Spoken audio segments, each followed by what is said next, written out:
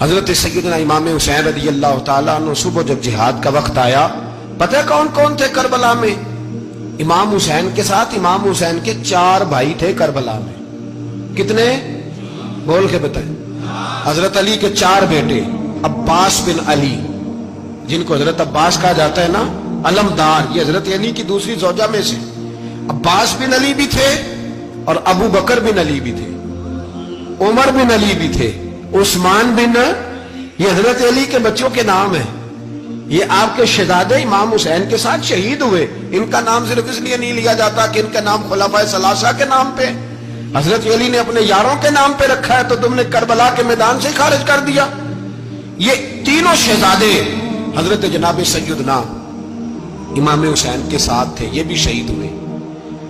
حضرت جناب زینب امام حسین کی سگی بہن ہے، ان کے 2 بچے تھے، اون و محمد۔ جب امام حسین میدان میں جانے لگے تو جناب زینب بچوں سے کہنے لگی، نہ پہلے بھائی نہیں جائے گا، پہلے بھانجے جائیں گے۔ 2 بچے شہید ہوئے۔ حضرت قاسم بن حسن امام حسن کے بیٹے تھے، وہ جب میدان میں جانے لگے تو امام حسین نے کہا، نہیں بھائی تو نہیں جائے گا، تو میرے بھائی کی نشانی ہے، میں جاؤں گا۔ تو حضرت قاسم بن حسن نے ایک تعویذ کھول کے دیا کہ ابا جی میرے والد نے کہا تھا جب بڑی مشکل آ جائے تو تعویذ کھول کے دیکھنا، تو آج بڑی مشکل آئی ہے تو میں نے تعویذ کھولا ہے، تو یہ دیکھیں کیا لکھا ہے، یہ تو رکا ہے، تعویذ ہے ہی نہیں۔ جب کھول کے دیکھا تو اس پہ لکھا تھا، قاسم اگر حسین پہ کوئی کڑا وقت آ جائے تو بیٹھ کے آگے آگے رہنا، اگر کڑا وقت میرے بھائی پہ کبھی آ جائے نا، دیکھنا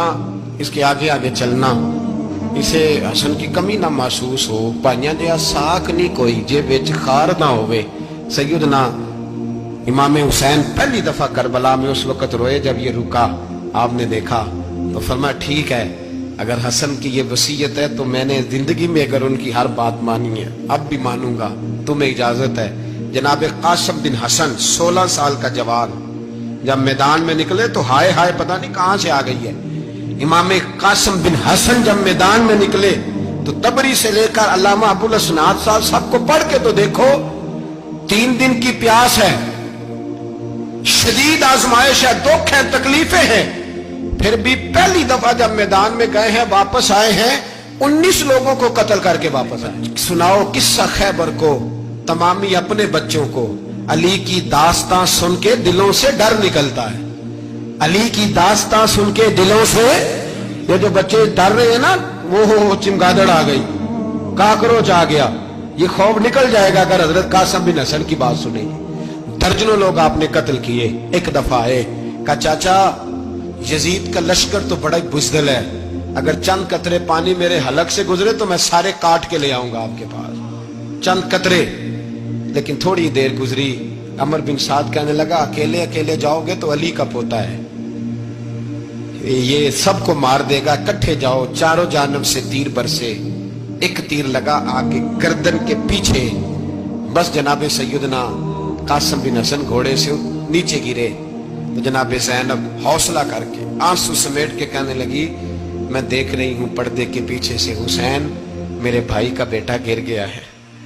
جا اسے اٹھا کے لا۔ حضرت امام حسین ان کو اٹھا کے لائے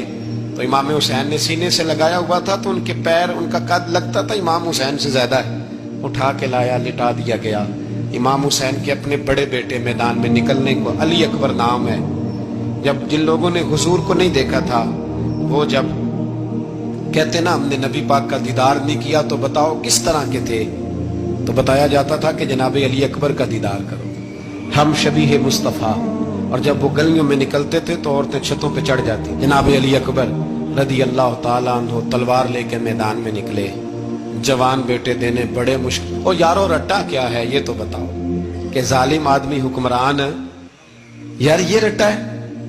ایک ظالم کا رستہ روکنا ہے، اس رٹے کے لیے ہم شبیہ مصطفیٰ۔ جناب سیدنا امام علی اکبر میدان میں نکلے، بڑے لوگ مارے، بڑے، پھر ایک تیر ان کے بھی گلے میں لگا، اور جب وہ گرے نا زمین پہ تو حضرت امام حسین دوڑ کے آئے، دوڑ کے، اور جب تشریف لائے تو ان کے گلے سے تیر کھینچا تو ایک جملہ لکھا ہے صاحب تبری نے، اس نے حد کر دی، کہنے لگے تیر کھینچا تو امام حسین کی آنکھوں میں آنسو آئے، کہنے لگے کاش جناب ابراہیم آج میرے سامنے ہوتے تو میں انہیں کہتا کہ آپ نے تو بیٹا ذبح کرتے وقت آنکھوں پہ پٹی باندھی تھی، دیکھو میں کھلی آنکھوں سے بچے ذبح کرنا، کھلی آنکھوں۔ کاش جناب ابراہیم خلیل ہوتے تو انہیں کہتا۔ جناب علی اکبر بھی شہید ہوئے۔ حضرت علی اصغر کو تو اچانک اٹھایا تھا امام حسین، باہر نکلے تو گردن پہ تیر لگا تو 6 مہینے کا بچہ وہ بھی شہید ہوا۔ خون اچھالا آسمان کی طرف تو کہا مولا دیکھ لے، میں نے 6 مہینے والا بھی نہیں بچایا، وہ بھی دے دیا ہے۔ پھر حضرت عباس کو بیٹیوں نے کہا کہ اب نہ، کچھ کہتے ہیں پہلے شہید ہوئے، کچھ نے لکھا بعد میں، کہ اب ہم سے پانی کے بغیر نہیں رہا جاتا۔ تو جناب عباس پانی کا مشکیزہ لے کے نکلے باہر، ایک ہاتھ کٹا، دوسرے پہ مشکیزہ وہ بھی کٹا، پھر پانی تو بھر لیا تھا لا نہ سکے، پھر گردن کٹی تو شہید ہوئے۔ بچوں کی بھی شہادت ہوئی، پر جب ان کا لاشا اٹھایا تو امام حسین کہنے لگے مولا اب نہ حسین کی کمر کمزور ہو گئی ہے، اب کمزور ہو، اور بھائی ایک میت ہو جائے تو 4-5 دن تو پوری آنکھیں نہیں کھلتی، کیسا جری خاندان ہے۔ تھوڑی دیر گزری تو امام علی مقام نے پٹکا باندھا، سر پہ دستار باندھی، مولا علی کی تلوار پکڑی، نبی پاک کا امامہ باندھا اور گھوڑے پہ سوار ہوئے تو کہنے لگے زینب گھر تیرے حوالے اور میں اللہ کے حوالے، گھر تیرے حوالے اور میں، اور پھر امام حسین نکلے، امام علی مقام نکلے۔ راوی کہتے ہیں کہ یہ جلوہ پہلے بھی بڑے سونے تھے، پر آج جو رنگ دیکھا وہ کبھی نہیں دیکھا۔ کیا انداز تھا، جدھر جاتے نعرہ لگاتے تو حد ہو جاتی۔ اتنے لوگ امام حسین نے کاٹے، اتنے کاٹے، پھر واپس پلٹ کے آئے اور کہنے لگے زینب ذرا پردے کے پیچھے سے دیکھ تو صحیح میری بہن، ان بزدلوں کو جرت ہی نہیں ہو رہی حسین کے مقابلے میں آنے، ایک دوسرے کو دھکا دیتے، تو جا تو جا، پھر اکٹھے وار ہوئے۔ یہ کون ہے کٹا ہوا، لباس ہے پھٹا ہوا، یہ بال یقین حسین ہے،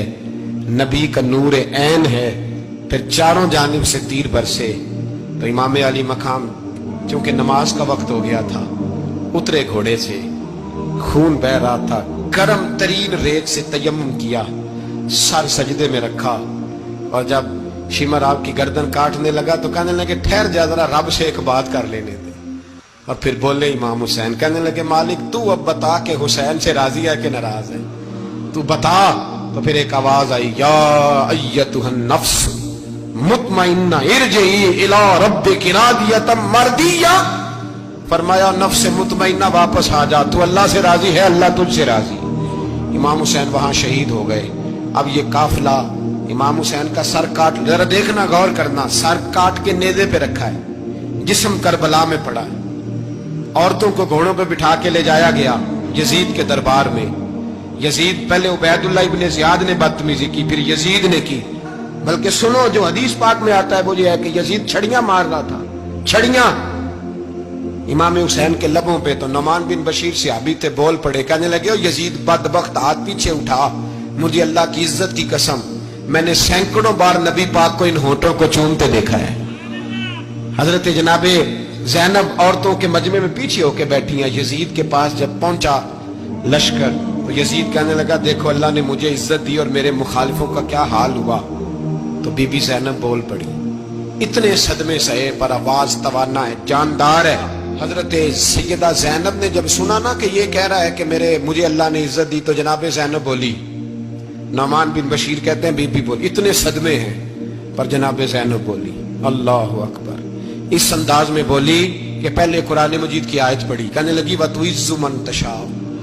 وَتُذِلُّ مَن تَشَاءُ بِيَدِكَ الْخَيْرُ إِنَّكَ عَلَىٰ كُلِّ شَيْءٍ قَدِيرٌ۔ اور پھر کہنے لگی یزید تو بکتا ہے، کہتا ہے کہ تو عزت والا ہو گیا، یہ تیری حکومت ہے، 4 دن گزرنے دے، تجھ پہ کوئی لعنت بھی نہیں برسائے گا، اور میرے بھائی کا قیامت تک ممبروں میں اور خطبوں میں ذکر ہوا کرے گا، وقت گزرنے دے۔ جب جناب بی بی زینب بول رہی تھی تو حضور کے نابینا صحابی پاس بیٹھے تھے، جناب نعمان بن بشیر کا ہاتھ ہلایا، ہلا کے کہنے لگے کیا علی آ گئے؟ تو علی کی آواز لگتی ہے، جبریل امی بول رہے ہوں جیسے،